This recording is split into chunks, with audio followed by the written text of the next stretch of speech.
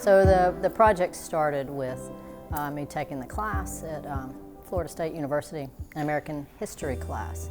And one of the assignments was to annotate letters for the Institute.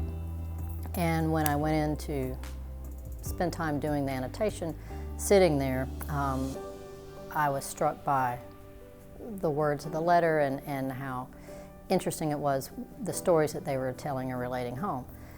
So that's where the idea for the project came from. After we got approval to do the project, and Rachel and I began going back and forth, we were culling through all the letters. I knew that something that was very important in the project was to project the images behind them, because it's one thing to hear the actors say the real words, which is powerful in and of itself, but to have the real letters behind them and see the handwriting and the photographs and all the documents that were saved and housed by the Institute became pretty important. As Rachel would be reading the letters, I would take the documents and scan those. And at first, I gathered a lot of images, not knowing how we were going to use them, and then we refined our process as we went. That's what you see projected behind them. So I became part of this project when Connie approached me about going to the Institute and reading all of these letters and culling through them and determining which ones did we want to use. So with the help of the archivist, Mike Casper, from the Institute on World War II and the Human Experience, he pulled out really good archives that we can use. We started reading the letters. Well, I mostly started reading the letters, and then I had to capture who these people were. So I'd read all these letters, and then I would just pull out snippets of them. So the goal was to create this person. It's a real person, but you wanted to create them on stage. So even though we might have only 12, 15 minutes for each character, you still wanted to know who they were. So we felt that pressure to find out who they were, capture their emotions, capture their likes, their dislikes, their concerns, their fears, their goals, their wishes. And I think we did it. I think we did it. The first time we heard the actors read through cold back in December, I got chill bumps on my arms. It was the most fantastic experience I'd ever experienced as a professional, just hearing this play come alive, because it had been in my head for months. And then it's like, oh, people are saying the words now, so it exists. And now that I've actually get to see the actors do it, I'm thrilled by it. Rumors are that the emotions are high all over the place, and the practice audience in the booth, the techs, or even a cheer here and there, and definitely laughter where it needs to be. So these are real people, and I think that's what's important to remember. They lived. They lived. They're us. They're the every man, they're the every woman. And what would we do if we were in these situations, and how would we respond? We're so used to instant communication. These people went months without hearing from their loved ones. What's going through their minds? We get upset if a text doesn't respond in 5 minutes. So I think that's a lesson for us also, and appreciation for the contact we have with people, but I think sometimes we might take it for granted. And they truly appreciated every communication they got from their loved ones, coming from both sides across the ocean or across the states. And I want people to walk away with that our loved ones matter, and we should keep in touch. And hey, maybe write a letter once in a while.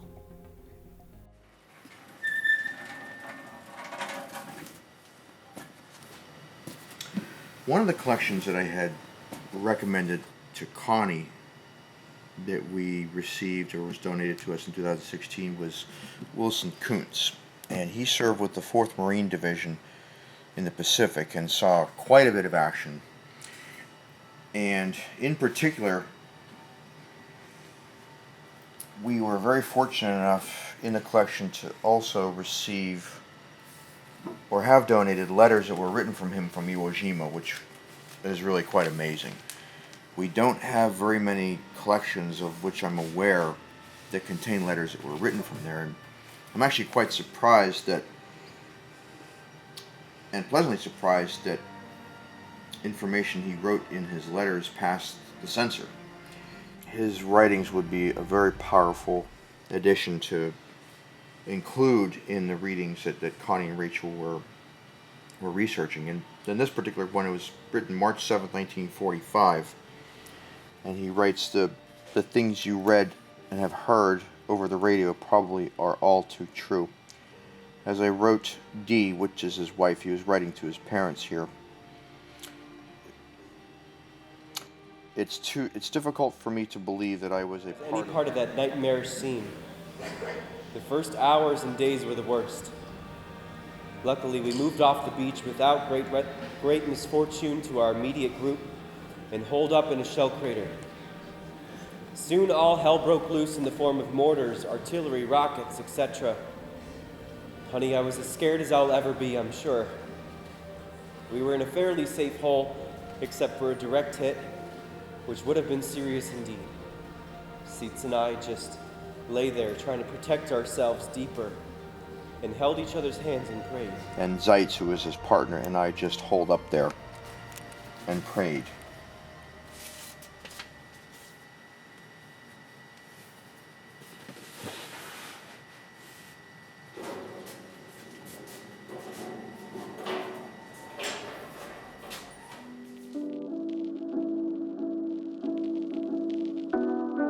So the project itself has been a really exciting endeavor. When Connie brought it to me a year and a half, 2 years ago, and introduced me to Rachel and this really exciting idea of this project, I was like, I think that's amazing. Device theater is where we kind of create a new art form as opposed to reproducing our own version of art. We actually get to create a brand new work. And it's always exciting to create new projects, especially pulling from 3 different learning institutions and students and professionals and new professionals, and it's really a really engaging process to kind of create something new. So I took all the scans that Connie and Rachel had taken care of and the letters that Rachel had pulled out.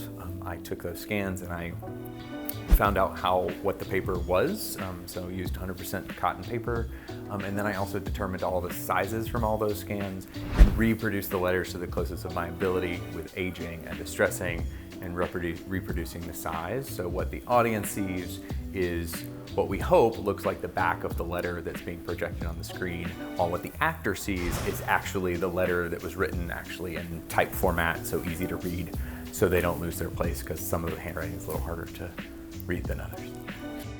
My name is Daniel Keys. I'm originally from Fort Lauderdale, Florida, so Florida native, but I'm currently getting my Master's of Fine Arts in Acting at Northern Illinois University in Illinois. And in Act 1, I play Leon Lindauer Jr., who's from Savannah, Georgia. What I like most about him is that you can really see in his letters that he loves his family, and he provides a lot of comedy, or I guess a lightheartedness to the script. June 28, 1944. Dear Ma, Amy, and Joe, yesterday I received the box of cookies you sent. The box was in good condition and the Mundel bread was still fresh and no crumbs. He is also often talking about his want for his family to send him candy and chocolates and pecan brittle, and so I love that he there's that lightness to him. No matter what's going on over there, his letters are always lighthearted. He talks about the times where he's off and he gets to explore, roam and sightsee, and just, a little Savannah boy getting out to go see the world. It's just been such an honor getting to share these stories, these real stories, in such a meaningful way to make sure that they're remembered. So that's where my joy comes in for being a part of this project. My name is Jessica Roark, and I am from Edmond, Oklahoma. And I am getting my MFA at Northern Illinois University in DeKalb, Illinois. I play Lois Elaine Madison, but everyone calls her Dolly. And she was a member of the WAVES, which is short for Women Accepted for Volunteer Emergency Service. She joined when she was 20 years old, and her letters are just full of light and excitement in a very scary, dark time. She just speaks to how happy she was in the Navy, and it comes through in I think in all of her letters, the joy that she finds. It's very inspiring. July 7th, 1945, dear Mom. I've written you a couple of cards in the interim, but I couldn't tell you anything then because I didn't know for sure what I was doing, so I didn't mail them. I still can't tell you anything for a while, but I am very happy with my billet. I understand this man's Navy with Wallace Beery is going to be on and home around the 27th of July. I'm not sure exactly when, but don't miss it. It's a good show. Love, Dolly. I like you. I love you. And she's kind of some levity in this war that was obviously a great tragedy, but she managed to find the sunshine in the darkness. So my name is Lauren Jones. I'm originally from Boise, Idaho, and I'm studying acting, getting my master's at Northern Illinois University. Sort of reading the letters of Ernest Thomas Boots, and I'm very familiar with him, so I was incredibly excited to get the opportunity to read as Boots, because I've actually been to his gravesite at Iwo Jima, and he's a legend in the Marine Corps. He's very well known. We're taught about him in boot camp and the men that rose the flag. So, way to cheat himself into the Marine Corps, because he got turned down many times, and his entire goal was to go and fight in the war. And he finally managed to get that chance after having an impressive career as a drill instructor, and then getting selected for a very elite unit, and got his Navy Cross during the Battle of Iwo Jima, and then died, I think, 10 days later. February 16, 1944. Dear Mother, the training is getting more intensive as the weeks go by at Camp Lejeune. We are being trained fast and rough so we can train our outfits in the shortest possible time and move across. So I don't think it will be as long as I expected before I leave the States. Love to all. Booty. And for someone to work so hard, to only have been in the war for such a short time and have his life cut short at the age of 20, I think is very different than all the other characters in the show. Many of them made it through months before they passed, and some of them made it through the entire war.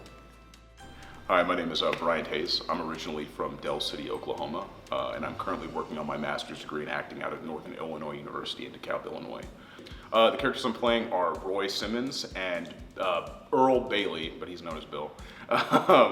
The interesting thing about finding the juxtaposition between these two characters is that one character has a wife at home, and he's like, I want to make sure that she knows that I'm safe, but you can really feel the longing in between each letter that he sends to her. And it's really rough too, because he's in such a beautiful place, but there's, war and bloodshed going on all around him. So I can only imagine what he was feeling like going through all that. And then my other character, Bill, he was actually stationed out in Europe. And it's really interesting to see and hear the way that he writes, because he is so young, but it seems like he has been in this war since the very beginning and knows everything about it. And he explains battle zones that he's been in so vividly. These 7 survivors out of the 1,000 victims were brought to our camp. I doubt if all of them survived. Even after seeing the torture site and the bodies, the whole thing is impossible to believe. With love, Bill. I just want to say thank you so much to Connie and Rachel for allowing me to be a part of this project, and Jeremy as well for bringing it to us. And thank you so much for everyone who's donated to the archives. I have a deep appreciation in my heart for you. Hi, my name is Ken Meller. I'm from DeKalb, Illinois, actually. I play Staff Sergeant Bascom Walden Sparkman, who was drafted into the Army when he was about 31. And he left behind his wife, Eleanor, and his unborn child, Suzanne. So she wasn't born until after he had already shipped abroad. One of the things that really struck me reading a lot of his letters is most of what he talks about isn't his own personal struggles, but his worry and his care for the people around him, for his wife back home, for the natives, for his fellow troops. So he just has this ridiculous amount of empathy and care for the people around him. And when we get into the second act of the show, we start reading his personal journal alongside the letters he's sending back to his wife.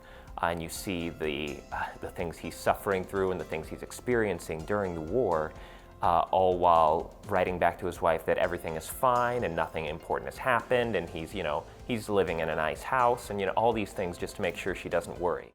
September 27th, 1944. My dearest, I have missed writing you now for a couple of days.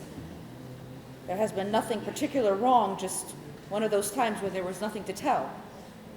I have been sitting here trying to think of something to tell of interest, but for the life of me, I can't think of a thing. Yours always, Bascom. It was just fascinating seeing that someone can go through the bombardments and the shootings and all those sort of things, while still worrying about the people around him and the people back home as opposed to himself, which I just think is fascinating. I'm Ellen Campbell. I am a third-year MFA actor at Northern Illinois University, and I will be graduating in May. I am so grateful to be working on this project. I get to play Lieutenant Barbara Geyer, who served in the Army Nurse Corps in the European theater, and I also get to play Dorothy Kuntz, who is a mother and a wife in the States who's writing letters back and forth to her husband, who is serving in the Pacific Theater. So incredibly powerful to read the letters of all of these people, to get to hear their stories firsthand, written to their loved ones. And I'm very excited to share these letters, these photos, these stories with the audience. I'm very excited to be here in Florida, working with Chipola College, the Institute, all of my classmates. We just have an incredible team of artists working together to share these stories, and I feel very grateful to be able to be a part of this incredibly unique process. I play two characters. In Act 1, I play Viva Simmons, and so I'm married to Roy Simmons. I think their story in Act 1 is about absence and waiting. I mean, he is gone for 3 very long years. And then he dies May 16th, 1945. So it's just crazy. And the way the act is set up is that she didn't know for a long time that her husband was dead, so she kept writing letters to him. And I think that's what we portray in the play, which I'm very happy about, because that's, with how long it took to get letters and censorship and everything. So I love their story. They're true sweethearts, and you feel that in the letters. They have jokes going back and forth, just deep love. May 29th, 1945. My dear husband, I couldn't go to sleep last night for the longest time. I was thinking about you and wondering what you were doing. I never forget about my husband, even though many miles do separate us. Your loving wife, Viva. Yeah, it's been a wonderful collaboration across, because we're in Northern Illinois, so we're in the very north part of our country, and here we're in the very south, and it's been a beautiful coming together, actually. I really enjoy that. Yeah. Hi, I'm April Marshall. I came to this project via my friend Constance Smith, and she asked me if I was interested in the project. I told her I was, and then she asked me to actually be in the show. I'm one of the few characters who does not stay on the entire time. I come on in second act as Mrs. Martha Thomas, mother of Ernest I. Thomas Jr., aka Boots Thomas. She is middle-class American mother from Tallahassee. I come on shortly after my son has been part of the raising of the first Iwo Jima flag. And I'm a very proud mother, but I'm also a mother who simply wants her son to come home. I tell you to be a lot more careful. It isn't glory that I want. I want you to come back. All my love, Mother.